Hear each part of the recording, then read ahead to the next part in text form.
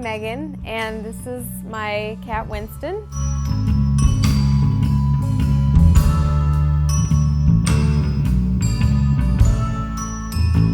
He is a rescue from Secondhand Hounds.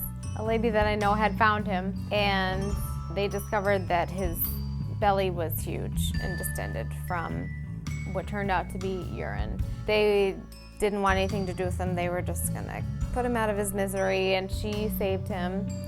And then I contacted the cat director at Secondhand Hounds, and she said, you know, if you'll agree to foster, then we'll take him. And they thought he was just gonna have a simple surgery, it's called a PU surgery, and be done.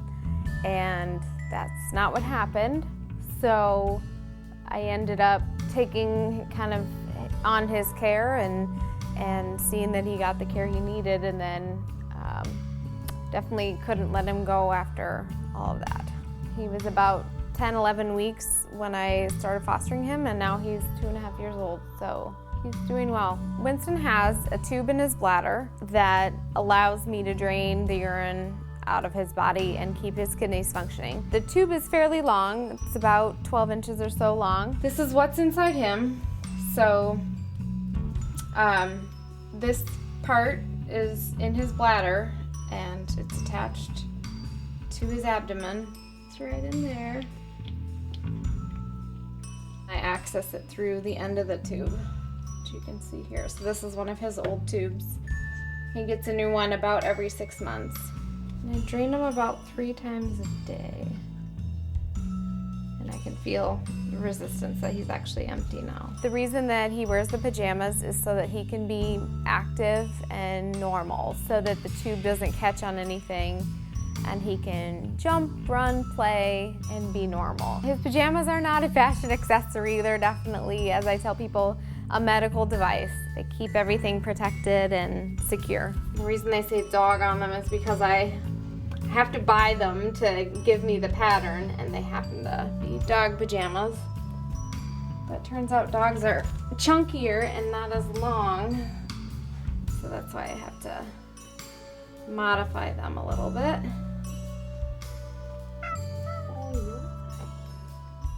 Mad. You're just mad, aren't you? You want to get down? He does have to wear the cone whenever I can't fully supervise him. This is Winston's cone. He's pretty good about it, and he has to wear this just so that he doesn't damage the area around his tube opening, and so that he doesn't get germs in there. So, and it looks bigger on his page and in pictures than it is. It actually is pretty small. He can still groom, you know, his hind end and everything with it. So, and he gets along with it pretty well.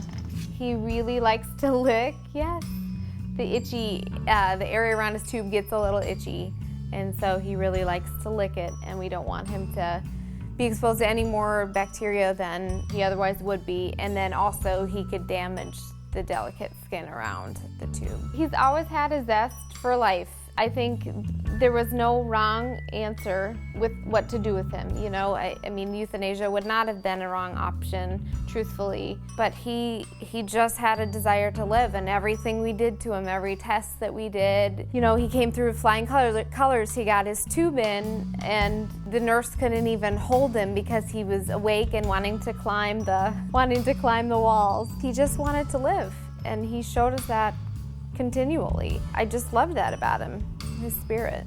He's so unique in that so many people had a hand in his life, from the person who initially rescued him to the veterinarian. Some of the veterinarians follow him on Facebook, and so many people gave so much to him.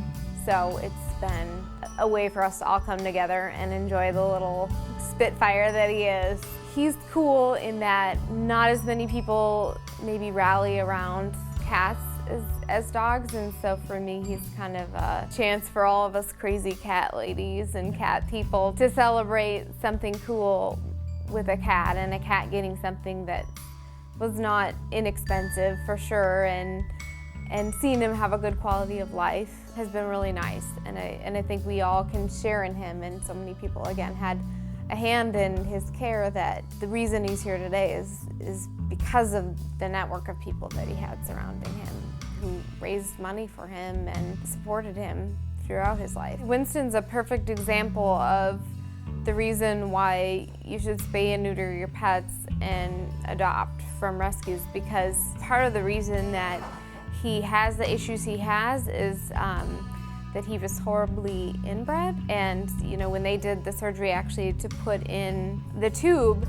his testicles were located where ovaries would normally be located, so his insides were all kind of mixed up. Irresponsible breeding can sometimes cause similar issues when you breed the same animal over and over again, or too young, or too old, or too many times. Rescuing an animal keeps these animals from being bred in irresponsible ways, and it helps save lives like Winston's. If I hadn't been involved and knew about rescue, nobody would have been there to help him. I'm a huge advocate for it, and he's an example of why we all need to spay and neuter and not buy animals from people who are more than likely irresponsible breeders.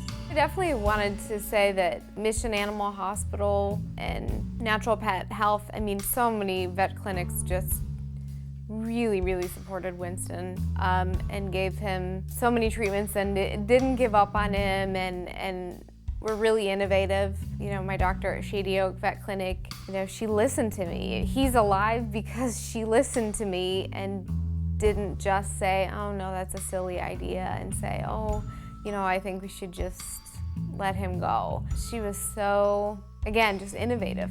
And every idea that I came to her with, she brought to somebody else and said, hey, would this work? And most of the times the answer was no, and then in the case of the tube, the answer was yes, absolutely, it'll work. Let's do this, let's give it a shot. He had so many, not only individuals that really supported him, but vet clinics and veterinarians and specialists. And it's amazing to be able to be a partner in care and to have ideas and not have them shot down. And that's the reason he's alive, is because people were open-minded and they cared.